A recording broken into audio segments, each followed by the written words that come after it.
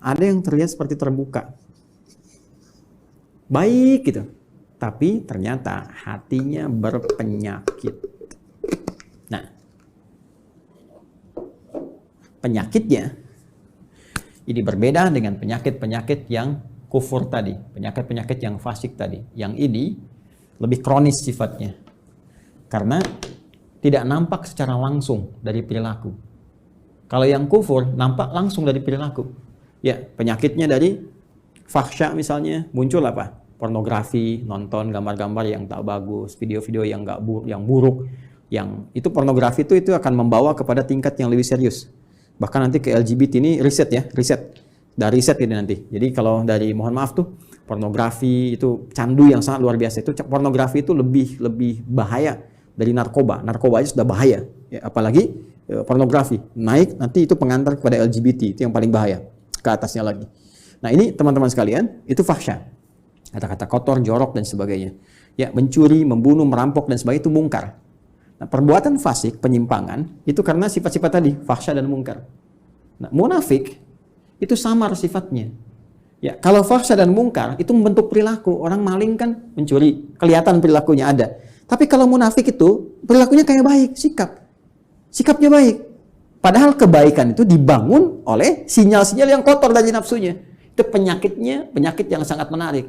Berbeda dengan penyakit-penyakit biasa. Apa di dalamnya? Seperti riya misalnya, hasad misalnya, ya hiqd misalnya, dengki, dendam, riya, sum'ah dan sebagainya. Ini penyakit-penyakit seperti ini.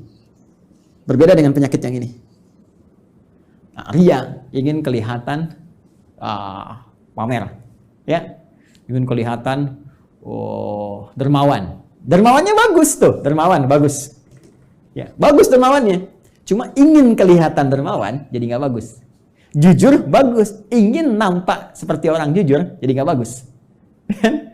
Sabar bagus, ya, tapi ingin kelihatan oleh orang seperti orang sabar, itu nggak bagus, ya kan? Ya, bersikap baik pada orang karena hartanya itu bagus, karena jabatannya bagus, hormat pada mereka. Tapi kehormatan yang diisi oleh perasaan iri hati itu nggak bagus. Hormat, ya maaf, ya di wajahnya ada senyuman, masya Allah Pak, Bapak itu luar biasa, bisa punya jabatan seperti sekarang. Cuma di hatinya, mudah-mudahan Bapak besok kehilangan jabatan. Itu hasad, keinginan meruntuhkan kenikmatan diperoleh oleh orang lain. Itu hiqd. Tuh, ini bahaya. Itu yang disebut dengan sifat-sifat ini melahirkan sifat nifak yang membentuk munafik. Tipikal golongan ketiga. Jadi orang munafik itu sama-sama yang ingin saya sampaikan punya penyakit di hatinya. Punya penyakit di kolbunya. Ya, penyakit yang melahirkan dampak kepada fisik disebut daun. Penyakit yang melahirkan dampak kepada jiwa, sumbernya dari kolbun disebut maradun. Jadi orang yang sedang riya itu maradun, orang yang sedang hasad itu kena penyakitnya maradun, orang yang hiqd, dengki, ya, dendam itu maradun, ada penyakit di kolbun. Kalau satu orang, kalau banyak orang, ya, maka jamak bentuknya dari kolbun jadi kulubun, ya, di kulubnya ada apa? Ada maradun.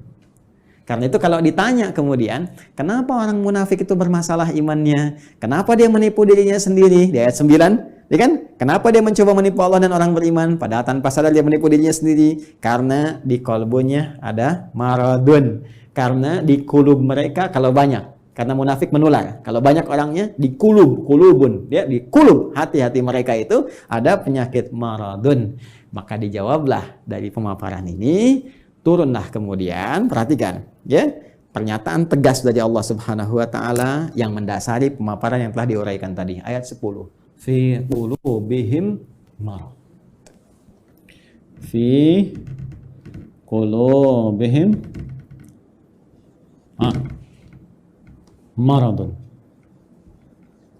Ini fi qulubihim marad. Yang paling menarik di ayat ke-10 ini, yang Allah tekankannya tuh yang ini, khabarnya.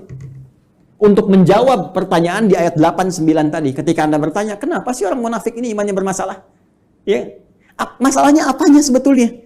Kan kelihatannya seperti orang baik. Di mana letak masalah di imannya? Maka Allah tekankan, hei, masalahnya di hatinya itu loh ada persoalan. Di jiwanya. Ada masalah besar di hatinya yang nggak sama seperti orang normal. Ini orang nggak normal, kelihatan baik tapi hatinya berpenyakit. Kan? Ini yang ingin ditekankan. Di persoalan utama orang munafik itu ada pada jiwanya. Ini kembali ke sini tadi nih. Ini yang sedang dikuasai oleh setan dengan penguasaan yang sangat dahsyat sehingga nggak nampak seperti orang-orang fasik, nggak kelihatan seperti orang kafir yang menutup diri, yang jelas perilakunya, ya jelas nih arahnya jelas. Ini samar kelihatannya. Kenapa? Karena ada bahaya di sini nih. Dan bahayanya apa? Jenisnya. Anda bertanya lagi, apa ya Allah jahat? Jenisnya apa? Bahayanya apa? Penyakitnya bagaimana? Marad nih. Fi qulubihim marad. Nah, ini ada penyakit-penyakit samar yang nggak nampak secara langsung, nggak kelihatan. Ya, nggak kelihatan, tapi lewat perilaku itu bisa terdeteksi. Nanti yang bisa melihatnya adalah nilai-nilai keikhlasan. Benar nggak nih? Saya mau menyumbang Pak untuk renovasi masjid. Kelihatannya di sini ada renovasi. Oh iya Pak, Masya Allah, Alhamdulillah. Sampai sini masih bagus. Berapa Pak kebutuhannya? 5 miliar. Nggak usah. Biar Pak, nggak usah buka sumbangan. Biar saya aja yang nyumbang. Kan? Sampai sini masih bagus. Benar Pak, iya nggak apa-apa. Ikhlas Pak, karena Allah. Bismillah. Nih 5 miliar. Tapi mohon Pak ya, nanti pas Jumatan dikasih tahu bahwa saya mengatasi semuanya ini. Kalau perlu di akun Bapak sebarkan dari Sabang sampai Merauke. Nah, mulai muncul. Jelas ya? Nah, ini hal-hal demikian. Nanti kalau ini dikuasai terus, dipelihara terus, maka mulai nanti muncul tindakan-tindakan anarkis dalam kehidupan. Terbawa nanti. Mula-mula nggak enak fisik. Ini penyakit munafik ini berbahaya. Marad itu lebih berbahaya daripada Ya, pusing karena penyakit fisik. Ya, telat makan, asam lambung naik, pusing dan sebagainya. Itu obatnya obat fisik. Dawa, minum sesuatu, enak, nyaman, sudah selesai. Tapi karena munafik, ini bahaya. Pusing karena ria, repot tuh. Obatnya nggak ada di rumah sakit. Ya, silakan datang ke rumah sakit, konsultasi pada dokter spesialis. Saya pusing dok. Di mana Pak? Hampir semua keadaan kepala saya, depan, kanan, kiri, belakang pusing. Apa gejala yang dirasakan? Itu Pak, kalau tetangga saya beli handphone baru, saya pusing yang kanan. Kalau dia beli kulkas, pusing yang kiri Pak.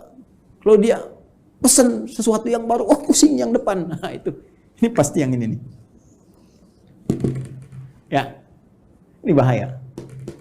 Fazadahumullahu marada, kalau dia nggak taubat, terus dipelihara, dikoleksi, apalagi dihiasi oleh setan dengan hiasan-hiasan fata morgana, ya, nanti dapat ini loh, dapat itu loh, ya, terus dikemas seperti Abdullah bin Ubay bin Salul, ingin dapat kedudukan di Madinah, terus dia pura-pura, ya, beriman, ya, supaya dapat simpati, terus pakai pakaian seperti orang beriman, supaya dapat perhatian-perhatian, dekat dengan Nabi, tapi di belakang merencanakan hal buruk, ya.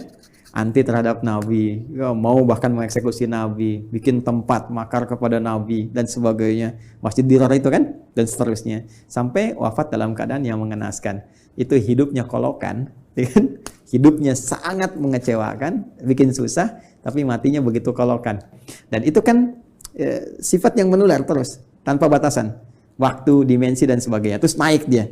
Makanya kalau ditemukan lagi kekinian misalnya, nah itu hati-hati. Ya, ini saya sampaikan sekali lagi untuk kehati-hatian ya. Bukan menghukumi satu dua pihak. Hati-hati cara membacanya jangan salah.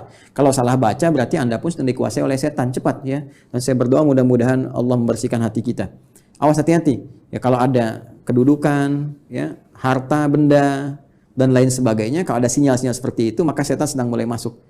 Sekali lagi saya sering katakan, ini musim-musim pilkada, kalau nanti ada bisikan-bisikan nih, wilayah pemilihnya banyak Islamnya nih, kamu pakai kerudung aja, untuk menampakkan aja kamu dekat dengan mereka. Kalau perempuan, kamu pakai peci deh, kalau bisa pakai jubah, datang ke pesantren begini, kamu untuk menampakkan aja, supaya kamu dapat pemilihnya. Ah, itu hati-hati setan tuh. Katakan pada jiwa Anda, kamu jangan main-main dengan setan.